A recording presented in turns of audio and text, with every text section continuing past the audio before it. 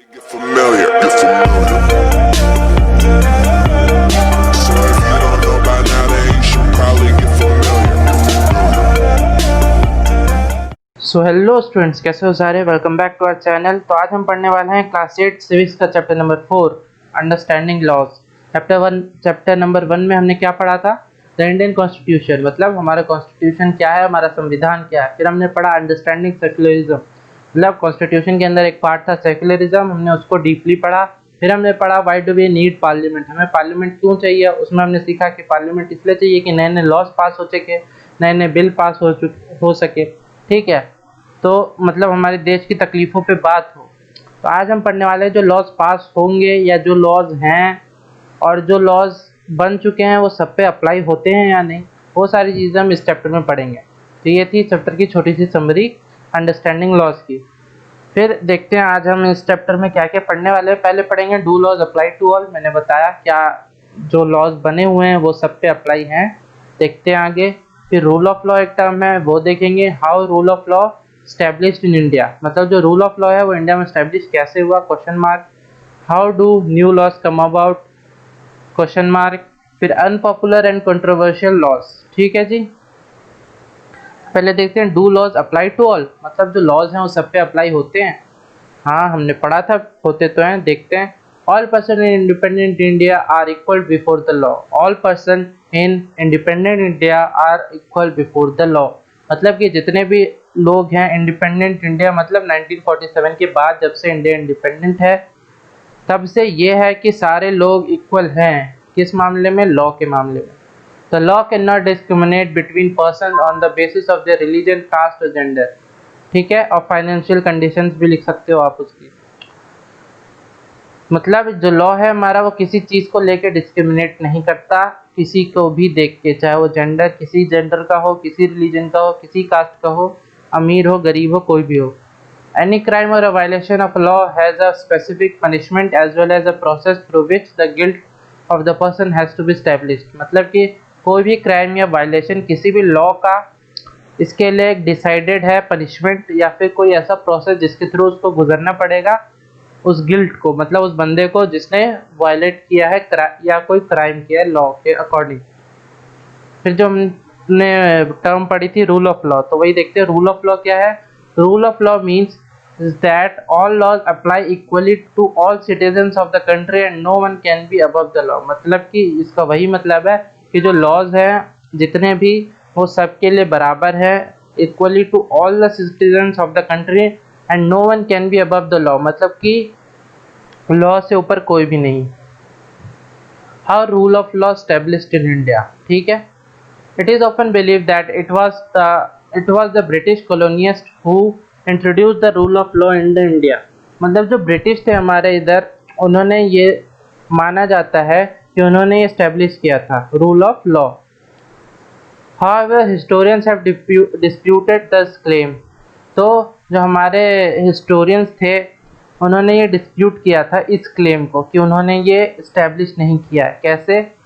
The colonial law was arbitrary, मतलब dictatorial, मतलब कि हमने ये पढ़ा कि हमने क्या पढ़ा यहाँ पे, no one can be above the law, हमने ये पढ़ा। लेकिन जो ब्रिटिश रूल था उसमें क्या था, वही लोग जो चाहे अपने हिसाब से लॉ अमेंड करते थे, अपने हिसाब से लॉ को नहीं मानते थे, मतलब वो जुल्म ढा रहे थे। तो ये कैसे हो सकता है कि रूल ऑफ लॉ उन्होंने इस्टेब्लिश किया, ठीक है। इसलिए हिस्टोरियन ने डिस्प्यूट किया। Second point, Indian nationalist played a prominent role in the development of the legal sphere in British India, मतलब जो इंडियन नेशनलिस्ट थे उन्होंने एक बहुत अपना अच्छा रोल निभाया था, किस लिए? Development of legal sphere in British India, मतलब जो उस टाइम भी लॉज बने या फिर जो भी कुछ हुआ, तो लीगल जितने भी चीज़ें हुई उसमें इंडियन नेशनलिस्ट जो हमारे इंडियन उस टाइम पे थे उनका बहुत प्रोमिनेंट रोल था। Nationalists wanted to change the idea of law from a set of the rules that they were forced to obey to law as including ideas of justice, मतलब कि ध्यान से सुनो, एक और बार पढ़ो। Nationalists wanted to change the idea of law, nationalist जो थे वो आइडिया को, जो लॉ का आइडिया है उसको चेंज करना चाहते थे, किससे? जो कि वहाँ पे पहले चलता था from a set of rules that they were forced to obey, मतलब पहले जो जो लॉ थे, सेट ऑफ रूल्स थे, उसमें उनको फोर्स किया जाता था उसको मानने के लिए। वो इस चीज़ को चेंज करना चाहते थे, उसके लिए जहाँ पे law as including ideas of justice, मतलब कि जो पहले लॉज थे उसमें उन्हें फोर्स किया जाता था, लेकिन वो उसको चेंज करके ऐसे लॉ लाना चाहते थे जो आइडियाज़ ऑफ जस्टिस, मतलब जो सबके लिए इक्वल हो। ठीक है। By the end of 19th century, the Indian legal profession began to use law to defend the legal rights of the Indians. ठीक है जी। Indian judges also began to play a greater role in the making decisions. ठीक है। Thus, in several ways, Indians played a major role in the evolution of the rule of law during the colonial period. मतलब कि अगर आपसे पूछा जाए कि अगर तुम ये बोलते हो कि it is often believed that it was a British colonist who introduced the rule of law in India, मतलब कि जो ये ब्रिटिश थे जिन्होंने इंट्रोड्यूस किया था रूल ऑफ लॉ, इसको आपको गलत ठहराना है तो आप की क्या क्या पॉइंट डालोगे? आप डालोगे कॉलोनियल रूल वाज डिक्टेटोरियल, मतलब जो कॉलोनियल लॉ था वो मतलब फेवर में ज़्यादा था ब्रिटिशर्स के लिए और हमारे फेवर में नहीं था, मतलब इंडियंस के लिए। फिर इंडियन नेशनलिस्ट ने उसके खिलाफ आवाज़ उठाई या उसमें बहुत अपना रोल दिखाया, किस लिए? उसको डेवलप करने के लिए। और फिर हमारे जजेस ने बहुत काम किया डिसीजंस लॉज बनाने के लिए। तो ये सारे रीजन बहुत हैं ये बताने के लिए कि Indian played a major role in the evolution of the rule of law during the colonial period. ठीक है। After the independence the document constitution was served as the foundation on which the representative began the making the laws for the country। मतलब after the independence the document constitution served as the foundation on which our representative began making laws for the country। मतलब जो हमारा constitution बना था वो as a foundation काम कर रहा था हमारे लिए नए नए लॉ बनाने के लिए। ठीक है। Every year several new laws made as well as existing ones revised by elected representatives। मतलब जो उस टाइम पे लॉज बने थे वो उस टाइम की कंडीशंस को देखते हुए बने होंगे, लेकिन आज के टाइम पे जो लॉज आज के टाइम पे जो कंडीशन है उसके हिसाब से हम इसमें अमेंड करते रहे हैं या फिर नए नए लॉ ला रहे हैं। ठीक है। फिर है how do new laws come about. अब भैया तुम नए लॉ ला तो रहे हो लेकिन वो कैसे आएंगे, उसका कोई प्रोसेस तो कुछ तो ध्यान में रखते हुए लाना पड़ेगा ना। तो the parliament has an important role in making laws, हमने पढ़ा पिछले चैप्टर में।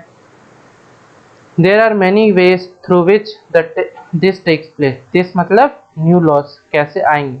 Often different groups in the society that raise the need for a particular law.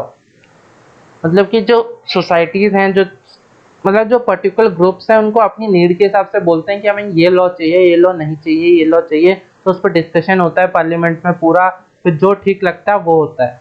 As the parliament is sensitive to people's problem so the process adopted for this issue to become law.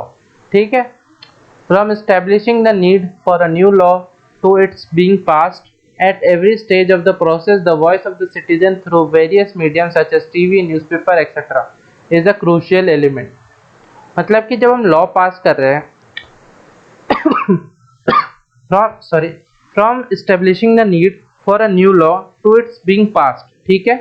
at every stage of the process the voice of the citizen through various mediums such as TV, newspaper etc. is a crucial element। इसका मतलब जो कोई भी नया law पास होता है तो हर stage पे हमारा क्या वो है, हमारा ओपिनियन क्या है, ये कैसे बताएंगे हम? न्यूज़पेपर से बताएंगे, टीवी से बताएंगे या लेटर भेज के बताएंगे। तो इन सब को ध्यान में रखते हुए ही कोई नया लॉ पास होता है, ऐसे ही कोई नया लॉ नहीं पास हो जाएगा। बहुत से बातों का ध्यान रखता है कि दूसरों के लोगों के सेंटिमेंट्स तो नहीं हार्म हो रहे या लो हो रहे, या एक को फ़ायदा हो रहा है एक ग्रुप को फ़ायदा नहीं हो रहा है, ये सारी चीज़ें ध्यान में रख के कोई लॉ पास होता है। फिर लास्ट पॉइंट है अनपॉपुलर एंड कंट्रोवर्शियल लॉज। इसका क्या मतलब है? Sometimes a law can be constitutionally valid and hence legal but it can continue to be unpopular and unacceptable to people because they feel that intention behind it is unfair and harmful.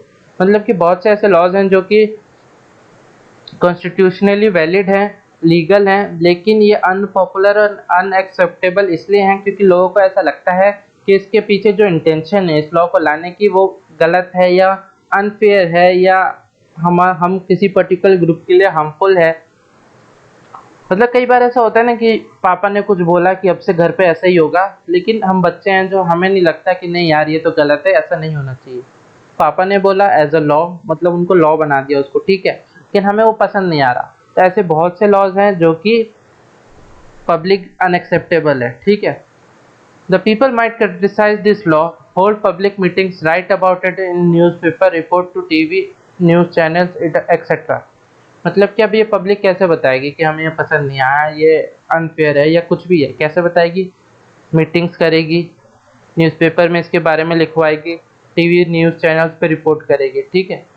When a large number of people begin to feel that the wrong law has been passed, then the parliament has pressure to change the law. मतलब कि बहुत से लोग, मान लो 2-4 लोग तो करते ही रहते हैं। जैसे मान लो पापा ने लॉ पास किया, हम 3 भाई बहन हैं, ठीक है। मेरे को ही खाली पसंद नहीं आ रहा, लेकिन मेरे दोनों, मतलब जो दोनों भाई बहन हैं उनको पसंद आ रहा है, तो लॉ थोड़ी चेंज होगा, जाहिर सी बात है। सबके लिए बराबरी है भाई। अब मैं लाडला थोड़ी हूँ कि मैंने कुछ बोला और वो चेंज हो गया। लेकिन अगर हम तीनों को ये पसंद नहीं आ रहा, तो पापा पे प्रेशर है कि वो ये रिस्ट्रिक्शन हटा दें। वैसे ही when a large number of people begin to feel that the wrong law has been passed and the parliament has a pressure to change the law, क्योंकि ये लॉ बन क्यों रहा है, हम ही लोग के लिए बन रहा है, अब हमारे लिए ये हार्मफुल है तो हम क्यों एक्सेप्ट करें इसको, ठीक है। After electing representatives, it is duty of citizens to keep a check on them. ये एक नसीहत मान लो तुम लोग, ठीक है, कि जब हम अपना रिप्रेजेंटेटिव इलेक्ट करते हैं तो ये हमारी ही ड्यूटी है कि वो अपने पीरियड में अच्छा काम कर रहा है या कैसा काम कर रहा है। ये हमारी ड्यूटी है, अभी किसी और की ड्यूटी थोड़ी है। हमें ही देखना है कि वो अच्छा काम कर रहा है, बेकार काम कर रहा है, हमारे लिए काम कर रहा है, हमारे खिलाफ काम कर रहा है, तब उसको हम अगली बार इलेक्ट ना करें, या अच्छा काम कर रहा है तो इलेक्ट करें, या जो भी है। तो ठीक है, इस सब चीज़ों की अभी फ़िलहाल तुम लोग टेंशन मत लो, दिमाग में ही रखो ये सारी चीज़ें। नहीं, चैप्टर ख़त्म होता है, बहुत छोटा सा चैप्टर था, बहुत ईजी चैप्टर है, इसके कोई क्वेश्चन नहीं बनते। रूल ऑफ लॉ देख लेना क्या है। मैंने वो बताया कि इंडियन का बहुत मेजर हाथ था रूल ऑफ लॉ को स्टैब्लिश करने में, इंडियन नेशनलिस्ट का। और क्या रीज़न है इसका, कि वही कि कॉलोनियल रूल जो था वो डिक्टेटोरियल था, इंडियन नेशनलिस्ट ने बहुत अहम रोल निभाया, इंडियन जजेस ने बहुत अहम रोल निभाया इसको बनाने के लिए, वगैरह वगैरह। Do laws apply to all, yes, all laws, मतलब कि all person in independent India are equal before the law. Rule of law क्या कहता है, it means that all laws apply equally to all the citizens of the country and no one can be above the law, ठीक है। सारे topic cover हो गए, do laws apply to all, ठीक है, रूल ऑफ लॉ ठीक है, ये भी हो गया, ये भी हो गया, ये भी हो गया। तो बस थम्स अप ले लो, ऑल द बेस्ट ले लो, एग्ज़ाम के लिए प्रिपेयर करो, चाहे जैसे भी हो एग्ज़ाम तुम लोग के, ऑनलाइन हो ऑफलाइन हो फिलहाल, लेकिन सेफ रहो, बाहर ज़्यादा घूमो फिरो मत। अब देखते हैं नेक्स्ट चैप्टर लाते हैं, नेक्स्ट जियो का चैप्टर लाएंगे अगला। अब ज़्यादा जियो के भी 2 चैप्टर हैं तो उसको फिनिश करते हैं, साइंस के भी अब मोस्टली सारे हो गए हैं, इसके भी हो गए। तो बस मिलते हैं नेक्स्ट वीडियो में, पसंद आए तो लाइक करो, शेयर करो, सब्सक्राइब करो, और नोट्स दिए हुए हैं, नोट्स लेना मत भूलना। नोट्स नीचे डिस्क्रिप्शन बॉक्स में फुल PDF टाइप नोट्स हैं, मेरे रिचेक्ड हैं, मेरे से चेक्ड हैं, मैंने हर जगह से हर चीज़ें ढूंढ के उसमें लिखी हुई हैं। तो बस मिलते हैं नेक्स्ट वीडियो में, तब तक goodbye, best of luck, be safe.